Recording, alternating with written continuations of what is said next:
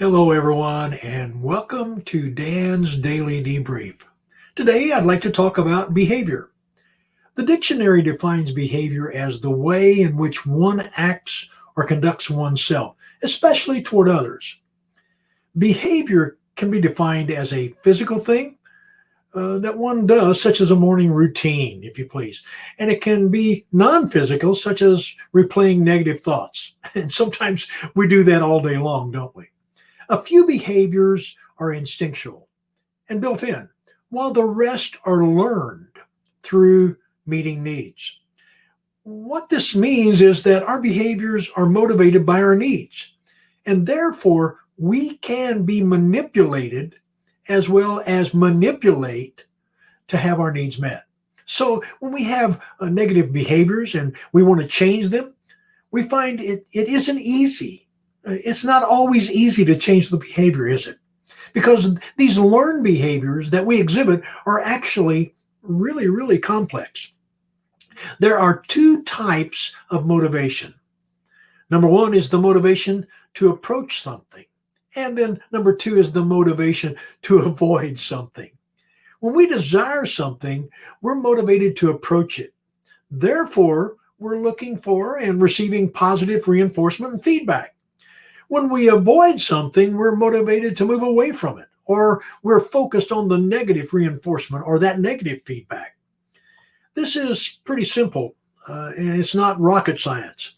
We understand that when we eat something sweet, most of us have a pleasant experience. And when we eat something sour, our faces may pucker, and we even try to avoid that experience ever again.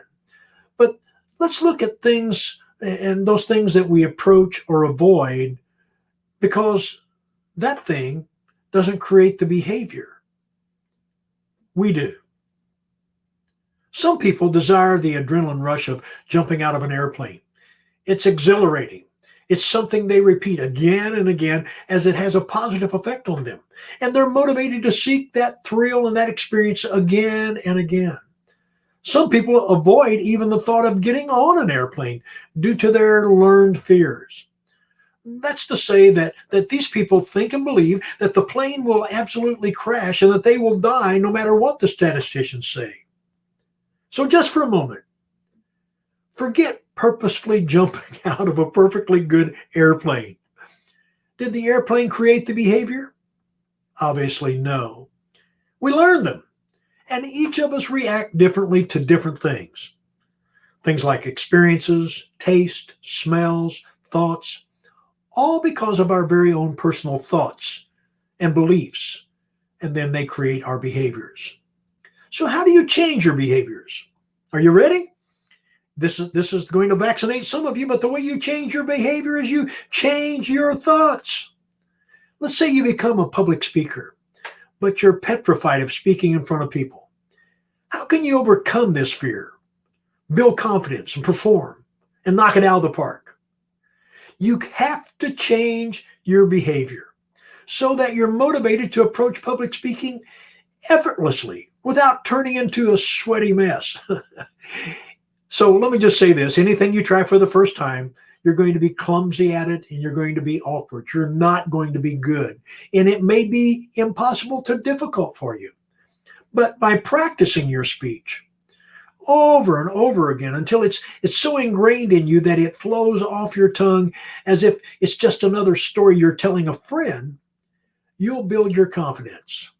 You see, by speaking to several friends or a small group, until you're ready to speak to a large audience, if you would just continue practicing, it will become much easier. And the way you think about it will change. Now, this was an example about speaking, but it could be anything. You see, you're in control of your behavior, and you're in control of response to life. So respond wisely.